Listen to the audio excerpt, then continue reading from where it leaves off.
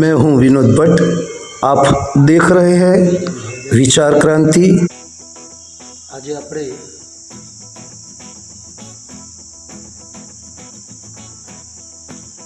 આધ્યાત્મિક જીવનને અને સમાજમાં શાંતિ કેવી રીતે સ્થપાય એના વિશે થોડી ચર્ચા કરીશું। આવો એક સાથે એક સ્વરમાં ગાયત્રી મહામંત્રનો ઉચ્ચારણ।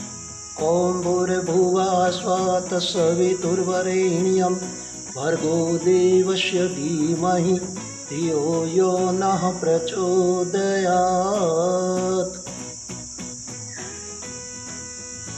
આપણે બધા જાણીએ છીએ કે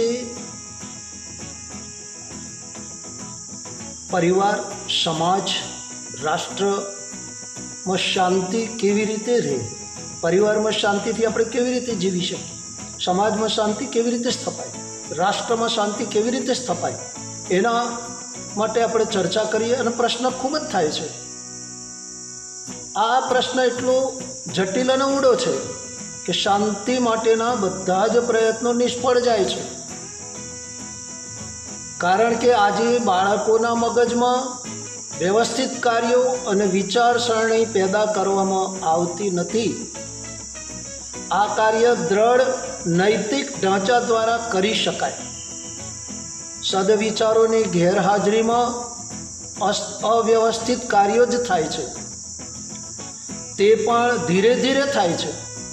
શાંતિ સ્થાપવા માટે કોઈ ક્રિયાઓની જરૂર નથી।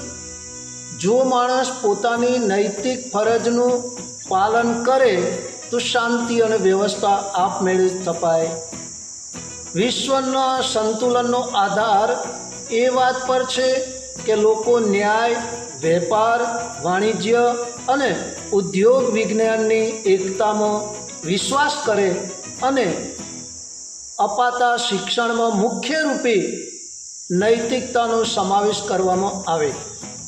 વ્યક્તિગત નૈતિકતા એટલી શક્તિશાળી છે કે સ્વાસ્થ્ય, બુદ્ધિ અને શિક્ષણ વગેરેની ઉણપ હોવા છતાં પણ એના વિકાસને સંસારની કોઈ પણ શક્તિ રોકી શકતી નથી।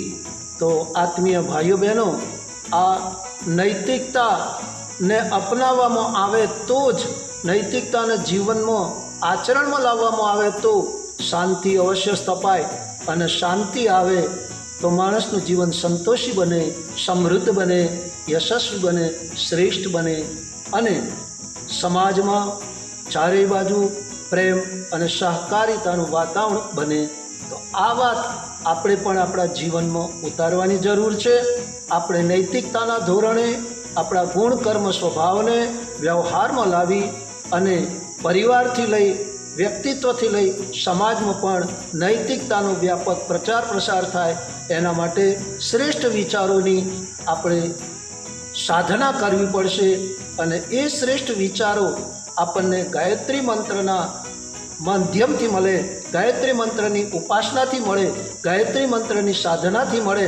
અને એટલા જ માટે પરમ પૂજ્ય ગુરુદેવ પંડિત શ્રીરામ શર્મા આચાર્યજીએ કે જેમણે 24 લાખના 24 મહાપુરુષણ કરી અને ગાયત્રી મંત્રને ધરતી પર જન જન સુધી પહોંચાડી અને સમજદારી, જવાબદારી, ઈમાનદારી, બહાદુરી સાથે નૈતિકતાના ધોરણે પોતાના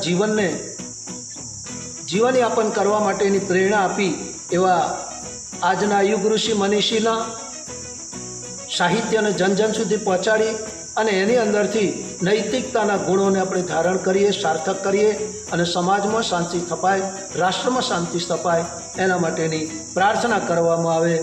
શાંતિ, શાંતિ, શાંતિ।